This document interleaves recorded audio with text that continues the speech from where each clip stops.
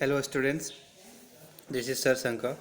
Today my dear students, we will see the third part of this lesson from class 8 chapter 6. This is Jody's Fawn. So in the last class we stopped when Jody he reached the place where his father killed the doe and they left that little fawn over there. And when he reached, he could found budgets of that budgets of these birds who were making a circle on the carcass, on the death of that doe, that body of the doe, but he could not found any fawn. And he was looking and he was trying to get directions or try to find out the mm, hoof prints on the sands, but he could not found. He could found only the print of big cats on the sand. He was looking there, and then the movement directly in front of him startled him so that he could tumble backward. So then one movement it came and just it alarmed him, it alarmed him. And the little fawn it lifted its face to his lifted its face, and it turned its head with a wide and wandering motion. That little fawn it turned its head in a very quick motion, wandering motion, and he shook him through with the stare of its liquid eyes. He was looking at the Jody. Okay, stare means like looking at a fixed point that you can see here in where it is here, stare. Okay, stare means looking at a fixed point. So he that the little fawn also he was looking that water Jody could see on the eyes of the fawn, and he was looking at him. It was quavering. It was quavering means it was shivering. Okay, quavering means it was shivering. The little fawn was shivering, kapna. It made no effort to rise or run, and usually what it happens when an animal they see any human or any other things, then they move, they start to rise and they make effort to rise or they effort to run. But he could not find any things like this on the phone. So Jody could not trust himself to move, and Jody he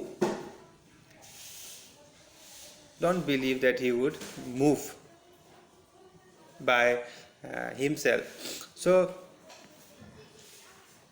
he whispered slowly. He said, "It's me." He whispered, and when he reached near him, and he said, "It's me." No, then the little fawn lifted its nose. He lifted its nose, and he was scenting him. And he reached out. Scenting means getting smell of what? Getting smell of the Jody. Okay, and he reached out one hand and laid it on the soft neck. And the Jody he reached, uh, he take out one hand and he keep his no try to touch on the soft neck of the little fawn. And the touch, when the Jody he touched on its soft neck, it made him delirious. Delirious means what? This word you see, delirious. Okay, you can find here also delirious, extremely excited. It made him extremely excited. So the touch made him extremely excited, and he moved forward on all fours until he was close beside him, and he put his arms around his body, and he could find a light convulsion passed over it, but it did not stir. Convulsion means what? This also you will find. Convulsion means shiver. Okay, shiver. A little shaking means kapna. Conversion, a little conversion you could find there. And he stroked its sides as gently as though the fawn were a china deer, and it might break it. Its skin was very soft, it was slick and clean, and had a sweet scent of grass. He rose slowly and lifted the fawn from the ground. Its legs hung limply. They were surprisingly long, and he had to hoist the fawn as high as possible under his arm. Now he stroked its sides as gently, and he found that the little fawn was like a china deer. China deer means a deer that a clear deer that can break easily. Okay, easily broken. That is called a china deer. So he thought that he should touch it very gently, very carefully, otherwise he will break. No, so just like that. So its skin was very soft, and he found that the fawn's skin was very soft, it was sleek, and it was very clean, and he was getting the sweet scent of grass. And he put him on he put that he hold no on his arms, and its legs hung lumpily, just flying on the air, his long legs. So they were surprisingly long, and just like hoisting, like how any type of rope, it just hung, no, just like that. So somehow for him, he put him under his arm. So then he was afraid that it might kick and bleat at sight and smell of its mother. He skirted the clearing and pushed his way into the thicket. So it was difficult to fight through with his burden. The fawn's legs caught in the bushes, and he could not lift his own with freedom. He tried to shield its face from prickling vines. Its head bobbed with its stride. His heart thumped with the marvels of its acceptance of him. He reached the trail and walked as fast as he could until he came to the intersections with the road home. So he stopped to rest and set the fawn down on its dangling legs. He wavered on them. He looked at him and bleated. Now he was afraid. Jody was afraid that he might kick him, no, and he was getting the smell of its mother. If the baby deer not he found that it was not its mother, then it might kick him. He thought that. So, and somehow he put all the that shrubs and all, whatever the grasses, long thick grasses are there, he just tried to clear it, and he bring it in a clear place, no. So the fawn's legs, he said that it caught in the bushes, and he was the fawn, he was trying to uh, fight with him, but his legs were caught in the bushes, and he could not lift his, so he was not getting its freedom. So he tried, and Jody, he tried to shield its face from prickling vines, which some of the things, it harm their his body.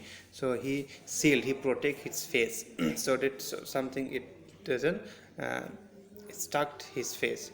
So its head bumped with stride. Its heart. He was getting its heartbeat, and it's thumped with the marvel of its acceptance. He was just getting that. Now the baby deer, he accept the Jody.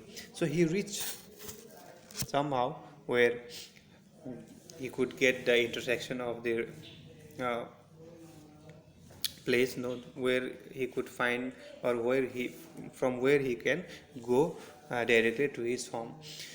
So there he stopped to rest and set the Fawn down, and as soon as he put on the ground on the road, the little Fawn, he looked at him and he bleated and he was cried, making sound. He said enchanted. He was saying something. I will carry you after get I I get my breath. He said to him. Jody told him that let me breathe first, then I will again carry you. Then he remembered his father saying that a fawn would follow if it had first been carried. He started away slowly. The fawn stared after him. He came back to it and stroked it and walked away again. It took a few wobbling steps towards him and cried piteously. It was willing to follow him. It belonged to him. It was his own. Now his father told him that, and he remembered what his father told him, that a fawn would follow if it first been carried. If you first carried a fawn, later he will follow you.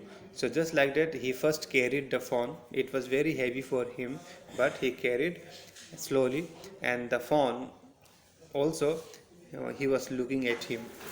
So he came back to it and he stroked it with his wobbling steps towards him and cried piteously. And now he kept there, and it was willing to follow him and keep him on the ground. And the little fawn, he was following him now. It belonged to him. It now belonged to the Jody. The fawn now belonged to him. It was his own now. He was light-hearted, headed with his joy. He wanted to fondle it, to run and roam with it. Now he was playing with him, running with him. So he to call to it to come to him. He was calling him, and everything he can do. And the deer also just doing what Jody says. So he dared not alarm it now. He picked it up and carried it in front of him over his two arms. It seemed to him that he walked without effort. Now it seemed that Jody, he was walking towards his home without any effort. So he was not getting tired also. If he sometimes tired, then he just put it on the ground, and he the fawn, the little fawn, he followed him, and just like that he brought this little fawn at home. And now what are the things it happened after bringing the little fawn at home, we will see this in the next class. Okay, today I stopped here. We will see the last part in the next class. Thank you very much.